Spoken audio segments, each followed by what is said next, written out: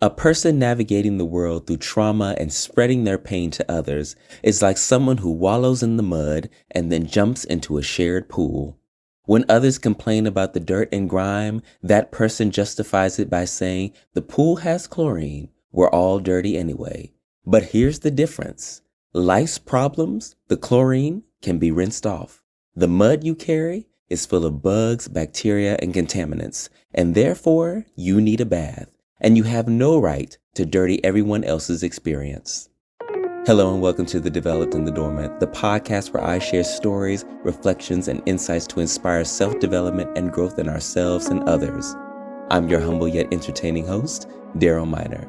In this episode, I'll be discussing the profound impact of trauma on our lives and relationships, from how unresolved pain shapes our behavior to how we can unhinge its shackles. I'll share, as per usual, personal stories, observations, and insights on progressing forward.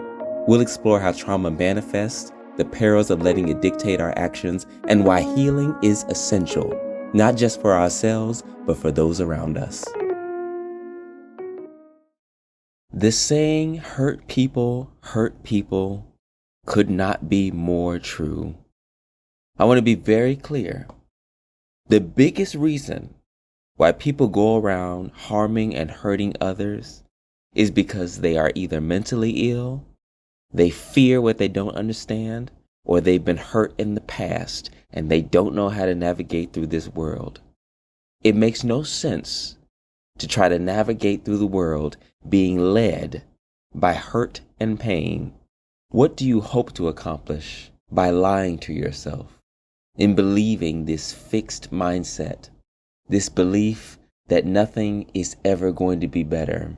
I have run into way too many people in the same way that I have met too many people who are incapable of loving or being willing to be vulnerable. I have seen too many people who have been so hurt and traumatized by their past that they don't believe that things will get better. They believe that their pain is the way that they must go through life and that they have accepted their circumstances. I want to be very clear about something. All of us have been through very difficult times in our lives.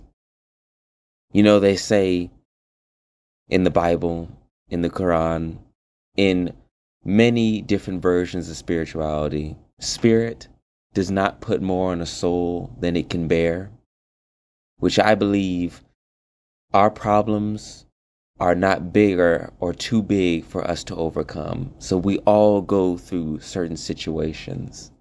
But there comes a point where your problems and your internal issues start to dictate your life. And where do you think you're going to go if you start to adopt the mindset that this is how things are? I can't do anything about it. This is just it. This is my life. And if you really believe that and don't believe in the power of change and the power of what you can do to fix your own life, you're going to continue to get the same thing that you put out. If you want better, believe there is better, it starts with that internal change. Now, of course, that's easier said than done. It's harder for others. And some people have been through things that are so grievous. But it becomes a problem. And the main reason why I wanted to do this episode of the podcast, when you start to take your issues and make them other people's problems, there's a woman on Married to Medicine, Jackie. There's a woman on a reality show I've been watching since I was in 7th grade. And she often says, make your pain your purpose, right? It becomes an issue when you make your pain someone else's purpose. No. And why I say hurt people. Either you're aware of it or not. There are so many ways that people indirectly spew out negativity, poison, hurt among innocents. If it hasn't been made entirely clear over these last few episodes of my standards and morals and what I believe is right. To walk in this world in justice, to walk in faith, to walk in strength. I woke up today and decided I wanted to walk and be in greatness. And that's what I did.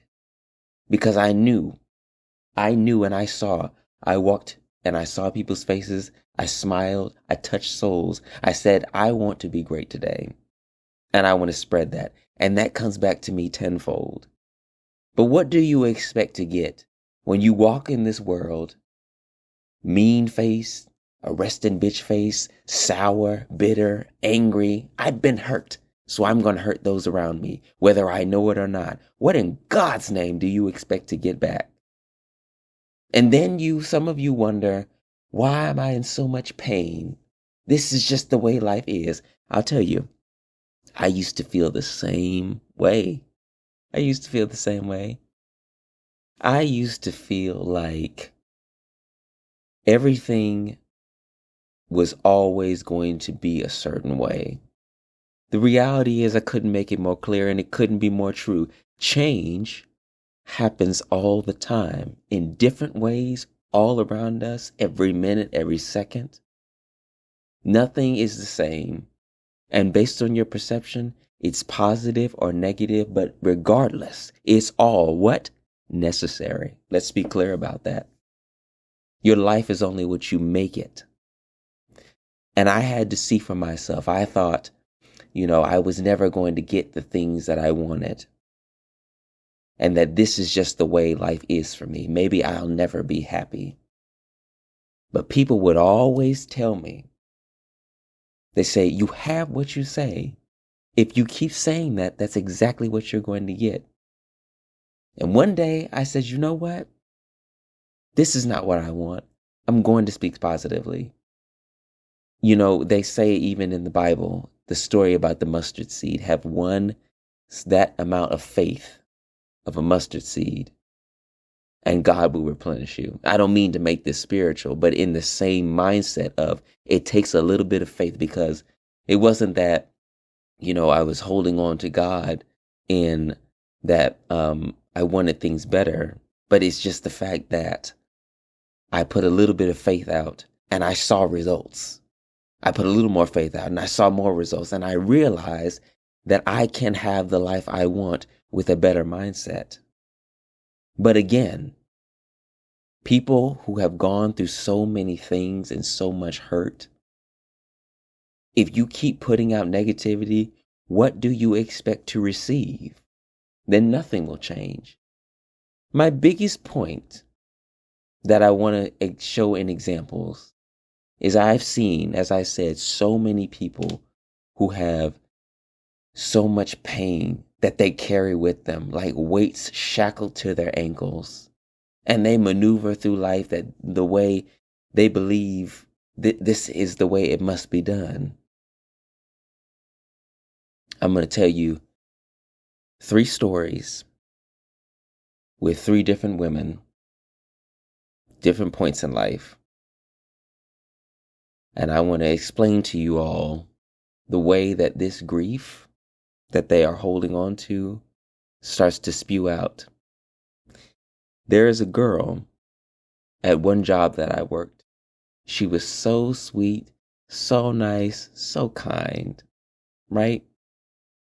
But underneath all that bubbliness, all that kindness that she portrayed to us, the reality was she was a bitter person. Bitter, sour, mean, manipulative. But she smiled, she played, she joked, so long as you were cool with her. But this is a girl who recently lost her mother. This is a girl who loved her mother dearly, looked after her, cared for her, sought her support, as most of us do with our mothers. Now, I don't know her entire story because she didn't want to explain, but that was another clear sign to me that she was pained, right? She showed up in the world with a mask. She explained that to me. She said, this is a mask. I don't want people to see who I really am. I don't trust people. I don't believe this. I don't believe that. I don't want to get to know anybody. Eventually that all shattered because her true self came out. Who she really wants to be is this kind, sweethearted person. But because of the death of her mother, she chooses to be manipulative. She chooses to revel in people's pain and hurt. Her sassy comments, her bitterness, her sarcasm. While I'm the type of bitch who will go there and can handle something like that, that's not what I want to be. That's not what I want to do. Right? But this is a person who revels in argument, who revels in feeling like she has the power to trample over you. There was a girl who mentioned something about rice. And I believe, the Mexican culture, just the fact that she liked to make rice. And she played with this girl's emotions, saying, well, are you saying this? Are you saying that about it? And she's like, oh, no, no, no. And she started to thinking, kept coming over to explain herself and re-explain. I said, what are you doing? She said, oh, I just like to see people frazzled with their emotions. What in God's name is that? What is that? This is a person, this is a person who loves to shout, I don't care. I don't care. She loved to say that. I don't care about your feelings. I don't care that you're hurt. What do you gain, right? And to all the people who love to say that, let's make something very clear. As much as we love to say we don't care about X, Y, and Z, we are all human. I remember a woman at that same job told me we're all sensitive. Let's be clear about that. We all want to feel connected. We all want people to lean on. We all want people to support us. We want a community. Words hurt. And this phrase, this stupid phrase of sticks and stones may hurt my bones, but words will never hurt me. Let me be very clear. The art of conversation is very real. Debate is very real. We can strike nerves with things. We all feel, even the strongest of us. Words do hurt. And a person who proclaims that I don't care is a person that cares deeply and wants to put up a face and a front. But why would a person want to put a front up in such a way? She's grieving. She's hurting. She's in pain. Because what value do you get from being that disconnected from people's emotions? If you wouldn't want it done to you, right? As we say in kindergarten, you should not do it to others. You wouldn't want to be hurt. You wouldn't want somebody to strike a nerve about the death of your mother. So what in God's name makes you feel like it's okay to manipulate other people's feelings? There's nothing just about that. She struck a nerve in my soul because like I said, I'm a person who believes in justice, righteousness, protecting the weak, fending for others that are wronged, right? And I'll be damned if someone as small as that and small in that mindset feels like they can come before me and believe that they can belittle someone like me. She struck a nerve because it's wrong to, because of your grief, you go and spread that out into the world, making people believe that you're this sweet person, but underneath all that, you're so hurt on the inside, till eventually I felt like I don't want to have anything to do with you. Something about you and your energy and your being is not right. That's not fair. That's not okay. So I started to ignore her, and she believes she knows so much about me. She thinks I'm angry because I'm not talking to her. When clearly, dearest, it's the other way around. So eventually she starts to, what I feel is to disrespect my space or overlook me while we're working together. And I impulsively raised my voice and looked at her dead in her eyes with an aggression. Now, she's the type of person, again, like I say, tries to belittle people, make them feel stupid. So she starts looking left and right, up and down, like, am I stupid? I looking left and right with her because you hear me talking to you. Fix the problem. You're not going to disrespect me. You have no right, especially when you've disrespected so many others. So she gets defensive because that's her natural reaction because she's so hurt. She starts getting defensive. Then I raise my voice even more because in my mind, right, I don't want to argue. I don't want to fight. But there comes a point where there must be a line drawn in the sand. I don't believe that it's good for me to always be the face of justice, but it stings a nerve when you begin to do this stuff way too many times to too many people. Somebody has to stop you somewhere, right? And at the same time, they also say the universe, God, spirit, what goes around comes around. Karma is a bitch, and it's not for me to issue out that justice, right? But something in the physical, somebody has to stop you, right? But even so, even what I've done, like my father says, just because you get into it with somebody, that does not mean that a switch is going to be turned on in their head that, oh, now I realize I shouldn't be like that, because we didn't accomplish anything on that day. It just struck a nerve in me where I got to a boiling point where I felt like you are the embodiment of hatred, the embodiment of negativity. I was angry for 10 days because though she raised her voice at me and it didn't compare to what I said or what I did, what stuck with me was not the altercation. What stuck with me was this soul is tainted black. It's terrible. It's an aura that is so, some people say they pick up on energy. Some people say they feel it. Some people say they see it.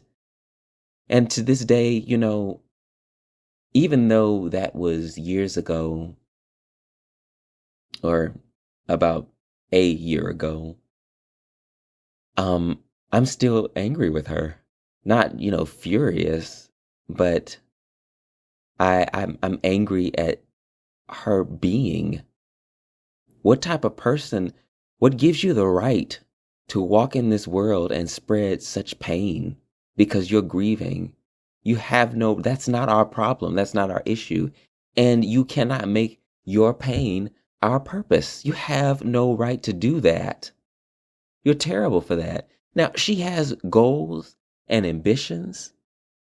She wants to, if she's not already there, she wants to go to Korea. She wants to be a teacher. She wants to live away. She wants to get away from her family. She wants to get away from these situations of day-to-day life. Like I said in episode 1, let's be clear. While people sit up here and take the time to run away from their issues, when you're done doing all that running, until you've turned around and faced yourself in the mirror, it will always be there. So you can run to the heavens, you can run to the hills, you can go ahead and run to South Korea, but your problems with yourself and who you are still there. And I just pray you don't do that in another country, because some people, they're just not going to tolerate it. You're not going to look like the bad bitch girl. You're going to look like the angry black woman. You're going to look bitter. You're going to be sad as you already are. You're not right for that. Right? There needs to be a line in the sand. Somebody has to stand up against wrong. And it pained me to see her walk through that building and laugh and chat with people, and people didn't know who she was. What also gets me is that I had 2 other friends whom I spoke to, and I told them about justice and living righteously, and who she was as a person was wrong. Yet, even though they knew that, believed it, they still spoke to her because the mindset is, she hasn't done anything wrong to me. And that's fair. Of course, you don't want to be a part of the drama. You don't want to be a part of the altercation. I understand that. My thing is, I wish that, and I don't want to be the person that rallies people together to go against her. Like, everybody, she's terrible. Rally up against her, even though I feel it would be justified. Because it's not like the Salem witch trials. It's not out of fear. Everybody come together. We're scared. We have to take down this witch. No, it's about everyone. This person has wronged us and other people in our community. This is not a person we need to keep around with us, because it goes right back to evolution. When we turn from hunter-gatherers to building societies, when we were hunter-gatherers, you had to be a part of the pack. You couldn't veer off and do your own thing. And if you were a weak link, you had to go. So what type of person does it look like to have a community where one person is spewing negativity and the rest of us are on a path to surviving? This person needs to go, and to continue to give her support, to continue to give her care. Now, granted, that's necessary, because she does need that. Because if the root of her issue is because she's grieving, then she needs support. Correct? Of course. But it starts with her. It starts with making that decision. And somebody's got to let her know, hey, at some point, this has got to stop. I'm willing to help you come to this new state of growth. But all these antics, that's going to bump heads. Something's got to give. There was another woman at that same job. She had lost her mother also. She wasn't outwardly horrendous as the first girl, but she was an older woman who shouted a lot.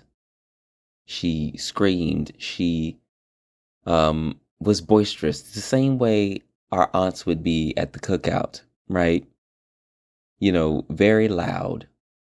And she had a attitude about her. She was very, the way these older aunts are, the older aunties, the way they are, my age demands respect type of person. I believe she took that energy and she ran with it, because I'm so self-aware of the people around me. I look in her eyes and I can see the grief. I see the tears. I see the pain in her eyes. And I know she walks through this earth carrying that weight of her mother. Right? Because who knows what will set her off? Who knows what is going to trigger her? And I always wanted to keep my distance from her, because something always felt off. Because I draw and because I'm an artist, she asked me to draw a picture of her, a portrait of her and her deceased mother in the background, as if it was an angel watching on her, which I think is beautiful, right? But she clung so tight to that. And a person, like I say, a person that's grieving, you want to give them their space. But at the same time, I feel energies can, touch one another. And I think physical touch is another way that often is a transfer of energy between people. And she would sometimes touch me on the back. Now, to her, that's the way she speaks to her daughters, to her family. That's a maternal thing for her. To me, I don't like anyone touching me on my back except for my father, because my father, when he does it, it makes me feel like I'm being guided, right? But no one else has that privilege, right? And I feel like paired with a stranger who is grieving, who can be triggered, who is hurting, I don't want that pain. And I damn sure don't feel like arguing with you, especially when your reasons for arguing is because you're lost, versus my reason for arguing is for justice. And I just don't need that. She wasn't very, like I said, she wasn't very outward, very loud, but I just don't need that type of energy. I don't want to get to know you at this point of your life because I don't feel like I'm really getting to know the real you. And who knows how far you're willing to go or what you will and will not do if you are in this stage of grief. If I were to tell you something about me, I know for some people that may be an extreme, but at that time I was super protective of my energies, and I could just see a person like that. It just makes you look at many other people who may not be so outwardly aggressive with their trauma and their hurt and their pain, but it's a groggy feeling. It's the same as if everyone's having a party, everyone's enjoying themselves, and somebody comes in complaining about the music, complaining about the colors, complaining about, oh, why are these dishes over here? This is dirty. Why is your shoes don't match? Something stupid, right? Eventually, this happy vibe starts to go down. And on that same level of an analogy, I don't need your type of negativity encroaching on what I am supposed to be here to do, is spread positivity. I just don't want you around me. Now, lastly, the third story with this third woman. This woman, I recently got out of a friendship with her. I didn't want to be friends with her initially because she showed me her personality. And it's not something that I wanted to vibe with. But I gave her a chance, and she showed me that there was a softer side that I could vibe with. But one thing that was clear was that she was never going to give up her authentic self, which is something I vouch for, right? Even though I vouch for her to be her true authentic self, regardless, I still don't like it, right? Because this is a person who is very loud, very aggressive, someone who is very unhinged, someone who speaks their mind and doesn't have any regrets about what they say or how it affects a person, right? Now, again, as I vouch for honesty and truth, I feel like all of this is not coming from it's not coming from a healed place. It's coming from a hurt place. This woman's mother passed around Halloween. This is a woman who held it down for her family, a woman who was the rock of the family, a single mother. And this woman, whose mother has passed, this woman whom I'm talking about in this story, she is a single mother. And this is a line of women who have had to be independent, self-sufficient, self-reliant, right? And when her mother passed away, it left a hole in the family, of course, right? This is a woman who, because she was so unhinged, her mother, who was her rock, held her down and kept her from flailing about. But now that she's gone, right, there is a level of, she is always flying free and unanchored, right?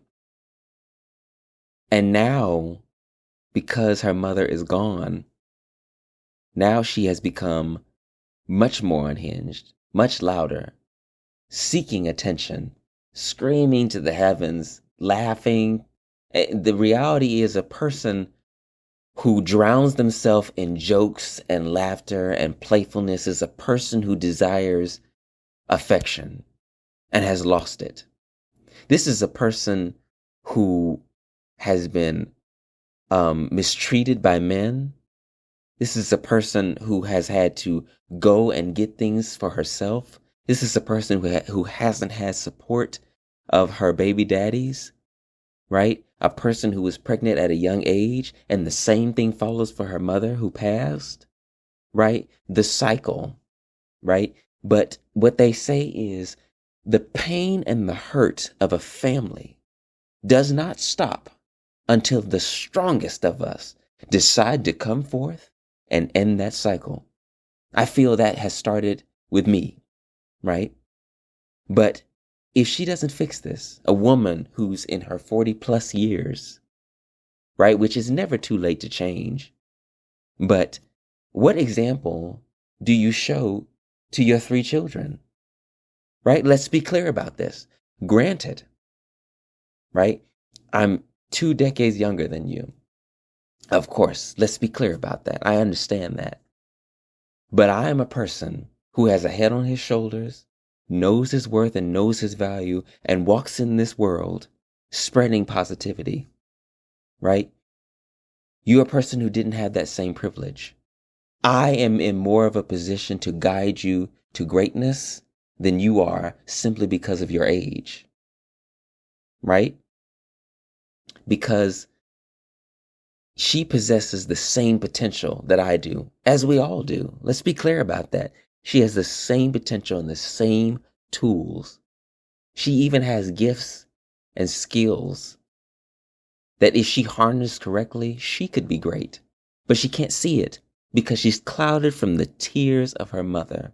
So what she does is she resorts to drinking, smoking, all of these things, surrounding herself around people who do not have their best interest in her and believing that this is how things are. But because of me, right? Because of me desiring to be in a happy marriage, to have children, to be in love, something that she never thought possible, she tells me, you made me believe that love is possible, because she has never known that, right?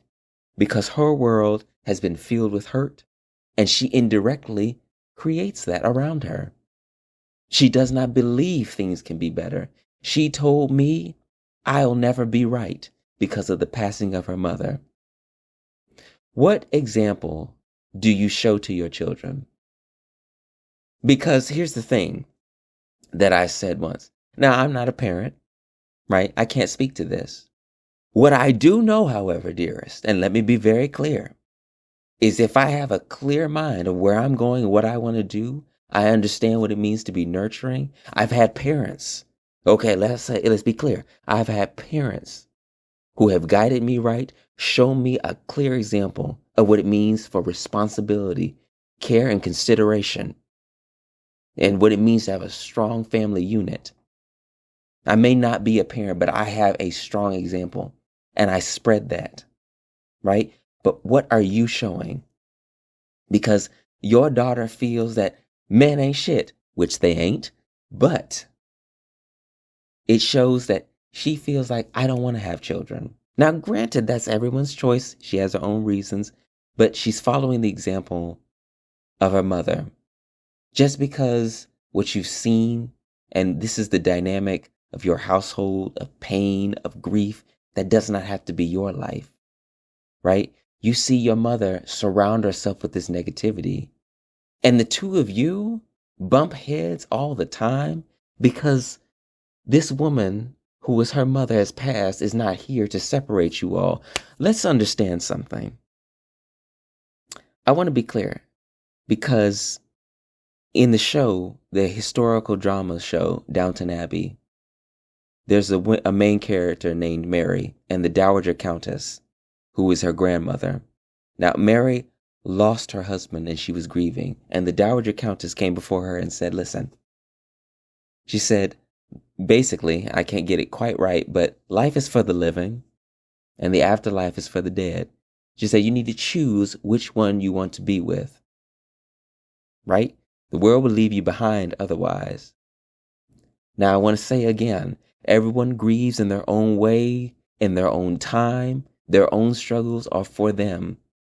But my point is, you cannot take that grief and walk through life and then believe that that is the way life is.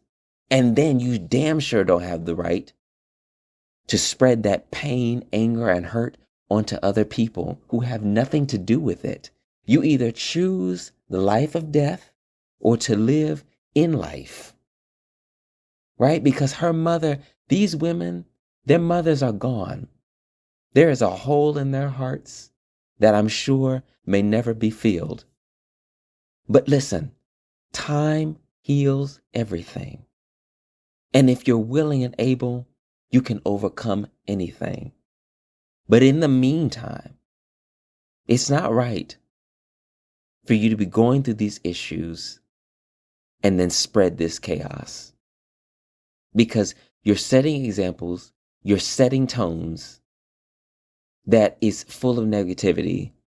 You cannot hope to achieve anything greater if you feel like this is the best you can do. Because I feel like the third woman of this story, she could be moving out of her neighborhood, but they won't sell that home because that was supposed to be the home of their deceased mother. You can't cling to the things of the past because change happens all the time. She should be moving out of that neighborhood. She should be finding a better job because I know she can do better. I know she can do better. This is the woman who I know she has so much potential. This is the woman, and I want to make it very clear. This is the same woman who inspired me to get started on this type of podcast. I give her all the credits, all the flowers. She's brilliant for that. And this is why I say life is amazing, because you never know the people you can meet and the things that you'll achieve and where you're going to go. Because if I had not met her, I probably would not have this idea. Right? I'm grateful for that. She doesn't realize the power she holds. And I want to leave off with this last part of the story of these three women. The reason why I had to let her go is because I have lived a life where I have stacked up enough of a resume where I know what I've been through. I see it. I understand it. I grow. I make a point and an effort every day to polish myself to be great. That's my purpose. And I can see that she has not healed the parts of her that needs healing. Everybody has a point, right? There is a point and a limit to where certain friendships and certain connections can go, because I opened up to her about my crush and what felt like should be a moment of understanding, sympathy, love, because I talked to her about this boy often. It just seemed like maybe the 7th, 8th, 11th time was just too much for her. That's not the first time a woman has heard enough of me talking about somebody that I like. What I don't like is that the way she did it was too aggressive for me. The way I see it is, you don't talk to your loved ones in a disrespectful way, right? Because she was like, either you talk to him or shut the fuck up talking about him. My thing is, that is not the way you talk to loved ones. That's how you talk to your enemies, right? I'm not in the business of telling people, I hate you, I don't like you, or you need to shut the fuck up, get the fuck out of my face. You just don't do that, not to your loved ones. I couldn't imagine talking to my sister in such a way. She may get on my nerves, but I would never talk to her in that way. In her mind, not my sister, the woman, in her mind, she feels like because she knows me well enough, she can be that honest. And she can tell me the truth that I need to hear. The point is, she cannot tell a person like me what the truth is about myself. There is nobody who can tell me about myself, right? You cannot let other people dictate anything to you. And that's another thing that ties into trauma, hurt, pain. You have lived this way. This is the way you see the world, and you just carry it on down the line. But it stops with me, dearest. I don't want to hear that, because I go home at night, I get undressed, I see myself in the mirror. I know my worth and value, right? You're not telling me a truth, right? But what hurt is, it's not that she said it. It's the way she said it. And it opened my eyes and made me realize this is a person with an energy that I cannot vibe with. I have given you my love. I have given you my consideration. I've given you my care. You've received it in some ways. You've shown it back in others. But now I see, in the beginning, you're not somebody I want to be close with. Why? Because you're stuck at a certain point in life that you believe you'll never be right about. Well, that's the end, dearest. That is the end of an era. I will walk past you and I don't see you. I don't even know who you are. And here's the other thing. You feel like I'm just going to match your energy. I match energies. Well, match this one, dearest. The difference is you don't know why. Because again, I go home and I'm self-aware. But if you have so much potential and you can see all these things, you should be matching my energy and you should know the reason why. But if you cannot go home and sleep in the bed where your home is at and sit with yourself and make an effort to do better and realize where you're at, yet you feel like you can tell me who I am? Somebody who's grieving? No. There's a line in the sand somewhere. The wrong person. I want everybody to be clear about that. Everybody to understand when you know your worth and your value, when you take a point to do better, that there are some people who are not all the way right, that feel like the world is one way. This is a person who sees the world in one way. It is negative. When you open your mind and see what's around you and you're self-conscious of it, sorry, not self-conscious, you're self-aware and conscious of it. Nobody can tell you anything. I need you all to be able to decipher the difference. Understand that. I want to say also, I do not know the pain of losing a mother. I don't. And I am not trying to belittle anyone or lessen their feelings, which I think that has been made very clear. The point is not that I'm invalidating anyone's feelings. The point is that you cannot take these hurt feelings and spread that, right? Because I don't know what it's like to lose a mother. I have my mother. My mother is alive and well. Though I may not always agree with my mother, and right now we may not be in the best place. If anything happened to her, I would be deeply hurt. The difference is, even though I may be grieving, even though I may be the type of person who says, I may never be right, and that whole spiel may be turned on its head and the roles may be reversed. The difference is, I would never, in a million years, see myself as the type of person who, because my mother passed away, I would walk in this earth bitter, groveling, angry, just ashamed, going around hurting others or feeling like I can manipulate them, belittle them because I'm sad on the inside. I would never do that. I would internalize it and I would work on myself, as I have done in my life, as I encourage others who listen to this to do the same. It's not okay to spread that into this world. And if any of you all know someone who does that, I would encourage you to remember this person, if they try to give you advice or they feel like they can tell you about yourself, no, that's not going to work. I need you all to walk in this world with a clear mind, a clear mindset, walk in faith, walk in strength. Because some people don't have their lives together. I need you all to be able to decipher between that. Aside from these three women, there are other people who, examples of grief, not necessarily about the deaths of their mothers, but trauma comes in many different forms, many different reasons, many different problems, right? And it affects all of us differently.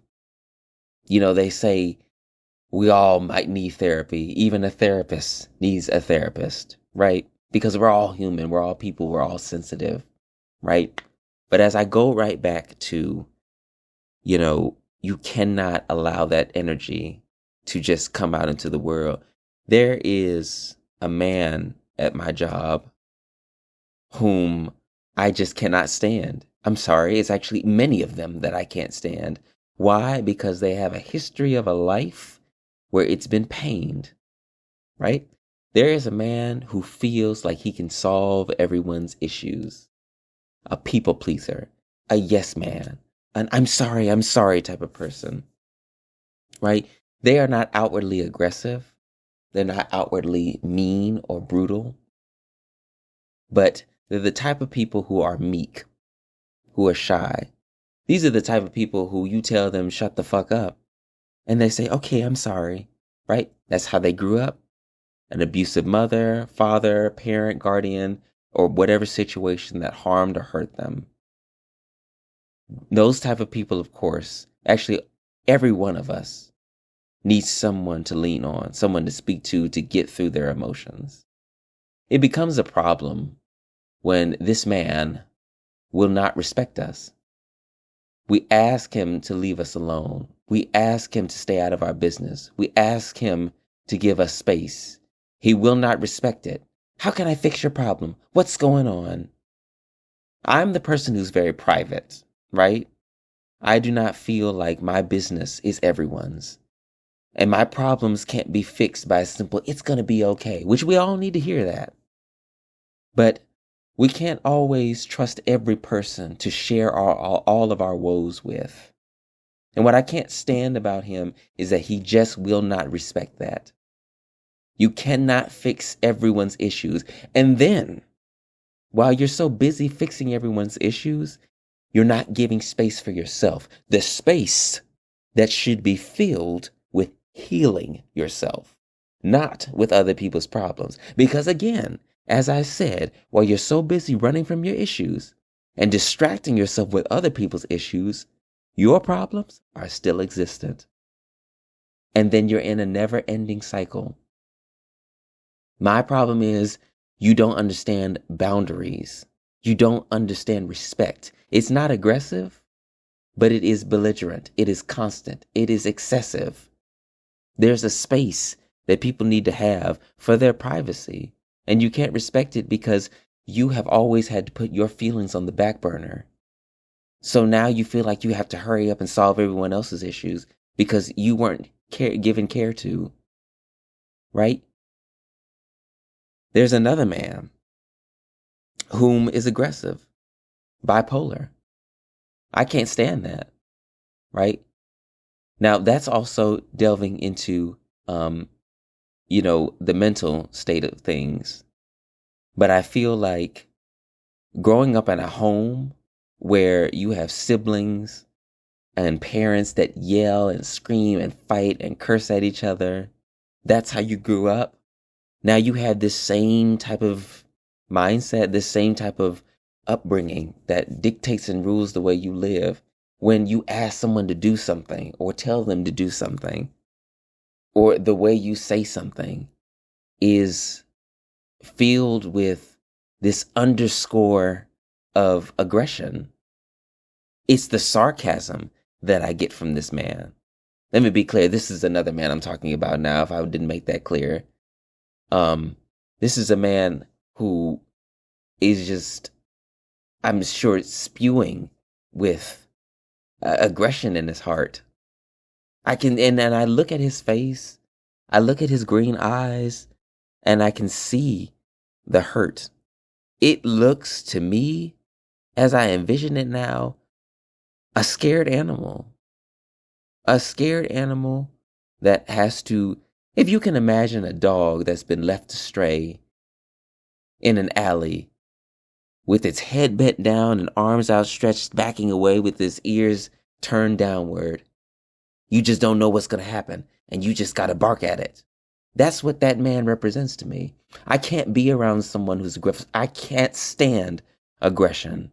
There is no reason on this earth why you should be that mean, because that's the way you grew up. You have no right to make your pain someone else's purpose. You can't do that. Then there's another boy who is the same way. I despise him. And hatred and hate is a strong word, but he reminds me so much of the first girl that I talked about in this episode, I have such strong feelings against him, not because, he said anything outwardly disrespectful to me, not because, oh, he's just an asshole, because when he speaks to people, hello, sorry, excuse me, no, I just don't want to be rude, he doesn't mean to harm anyone. I understand that. Underneath all that, you're a good person who's a part of brotherhood and care and consideration, right? But there comes a point where a line needs to be drawn in the sand. Just because you didn't mean it a certain way does not diminish the way you show yourself up in the world or the way you show yourself to people. It's not okay for you to yell at somebody, take it off, do this, do that, fix that. Thank you. No excuse, because I'm going to tell you, at a certain point, I'm going to get to that point. I'm going to get to my boiling point the same way I did with that girl in the beginning of this episode. And I don't care how nice or sweet you really meant. There comes the point where you shoo away somebody with your hand. You get a little too aggressive. You start shouting. I don't care what you meant. The way you grew up, because you were around people who shout and scream and call each other names, does not give you the right to call me anything. And damn sure don't give you the right to continue to do that to other people. There is nothing right about that. Lastly, I want to point out there is another guy who used to be my roommate. And he was disgusting, right? He was a bully. But bitch, you'll never bully me. He tried to bully me, but he bullied others around him, which just added to their fuel of their own trauma. The three of these people, sweltering and just living in a pit of filth of trauma. This is a person who did not have his parents in the home, went through a foster system, had been neglected, hurt, harmed. And here you are coming before us, calling people names, calling women every name in the book. Why? He sits down with a new roommate and says he doesn't believe in a God because if there was a God, all the hurt and the pain that he had gone through would not have existed. That is not true, dearest, because everything has a purpose. It just becomes wrong when you decide to take that purpose and misuse it. The things you've gone through are essential. They're things that are supposed to make you stronger, not weaker, because the way you show up in the world, making fun of your roommate, making fun of what's supposed to be your friend, talking behind their backs, using their items, waking them up, and you get a kick and a laugh out of it. Why? Because what did you have to grow up with? And when I come before him and I say I have a good family, you said my privilege offends you. What privilege? Because I had two loving parents and I didn't have to grow up in pain and struggle? That makes you hate me? What it should be is something that inspires and motivates you. Because here's the truth. You can never win when you're dirty. You'll never get anywhere. And all the pain that you've caused and the hurt to me and the people that are your so-called friends, you're going to get that tenfold and you're going to be continuing to live in the rut that you started in. When you give out hate, when you give out hurt, that's all you will receive in this world. It starts with an internal change. And if you surround yourself, listen to me, everyone, when you surround yourself with negativity, that is all you are going to have. You have got to make a point in your life to open your eyes, step back, reflect on your life. Is this where you want to be? If it's not, what are you going to do to fix that? What do you need to change? Where do you need to start making changes? Some people are comfortable in pain. Some people, when they finally get a dose of peace, they look to their left, then they look to their right, and they say, it's too peaceful here. So they create drama. Some people are on this earth only to show you what it looks like when you do not heal. The way I say it is, some people on this earth are only here to be supporting acts. And some of us are meant to play the lead roles. Not everybody can do everything. But the point is, and the message I hope is, make a change. Because this is what it looks like. These people, this is what it looks like to choose not to heal yourself. Forever in an endless cycle of hurt and pain. I want to make sure you all understand something too. There is a such thing called as trauma bonding. Trauma bonding. The two of us are hurt. The two of us are grieving. Let's become friends. Let's get in a relationship. What the hell is that? There are women, there are girls out here who cannot stay single because they didn't have a father figure. So they run to the nearest man that resembles that. What do you hope to achieve? My aunt does that. You cannot find what you're truly looking for in another person. Hello? You can find what you truly need on the inside. Thanks so much. You've been so sweet. Let's be clear about that. You cannot find someone who's hurting and say, I'm hurting too. Maybe we can find peace in each other, because that's not peace. That is, you decided to live in a cycle together. At least I'm not alone though. Oh hell. Oh hell. Because while you're in this cycle together, nothing's changed because you're still hurt. You all cannot, when you see somebody who has gone through something, just because you are too, somebody has to make an effort to do better. You're going to descend into something worse, and it's just going to fester. Queen Victoria, the Queen of England, in 1837, she lost her husband, Prince Albert. She clung to that man like it was a glove. That she looked to him for everything. And when he died, she didn't know what to do. She got overweight. She got depressed. She just became this ball of suffering. And when her daughter lost her husband, the two of them came together and said, let's grieve together. What is that? What is that? You can't build something strong on a false foundation. What is that? That's not like two business partners coming together saying, let's build something. No, that's something of value. That's something of worth.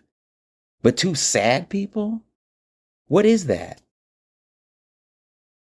Do you all not understand that sadness and grief is almost the second lowest vibration to fear? It is the lowest vibration. It is the most melancholic, devastating feeling. Grief and sadness. And that's what all that is. That's what all that is. All forms of trauma. Pain, hurt, sadness, grief, despair. But it starts with an internal change. What can I do to fix this? Now, of course, let's be clear about this too. Depression is a real thing. I hope to never feel or understand what that is, because it is devastating. I've seen it. Now, that is another factor. I can't say if you're depressed, just pull yourself out of it. I'm not saying that. What I'm saying is, if you've been hurt from those around you or your circumstances, and it's something that you can actively, physically change, it starts on the inside. Right? A therapist can get you started. A therapist is only going to get you 50% of the way. You have to take yourself to the 100.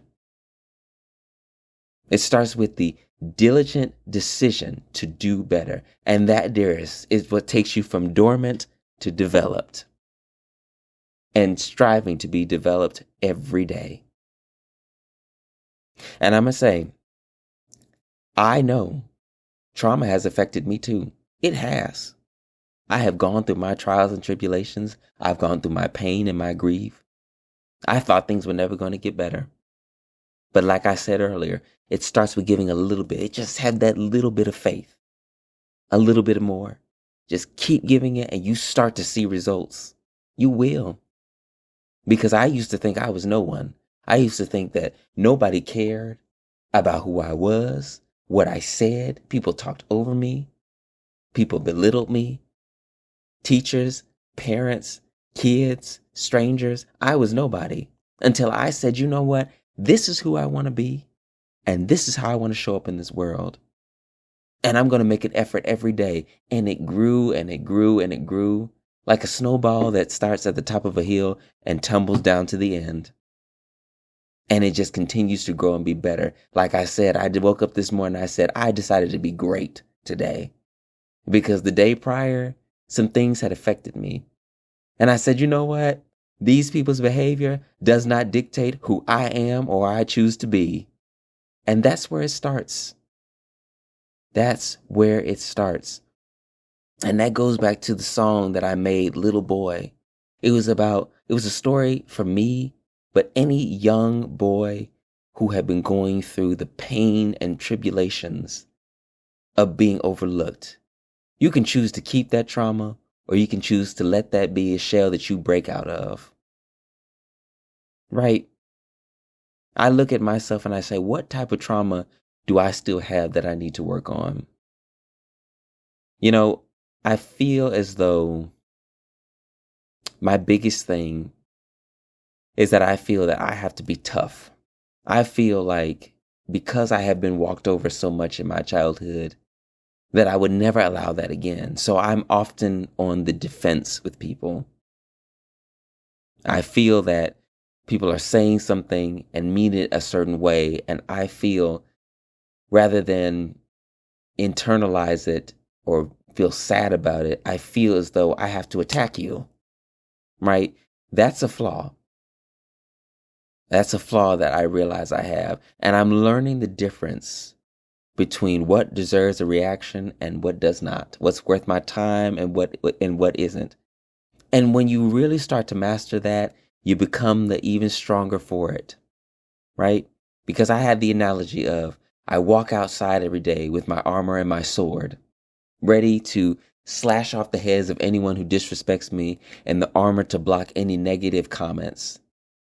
But it's hard to walk around every day with that heavy metal armor and that heavy giant sword. It's hard to walk around every day and be that tough person. But it hurts me when I decide to walk out of the house without it and somebody does something I don't like. And now I feel like I don't have my protection and I don't have my weapon. But it's the balance. I come home and I say, you know what? This is not worth my time. This is not something I can hold to. This is not something I can hold on to. It starts internally. It starts with a change in you. Nobody can do better for you. Nobody can help you get through what you're going through. It starts with you and it ends with you. And it sure in the hell does. So I want to thank you all again for sticking around to hear me vent and complain.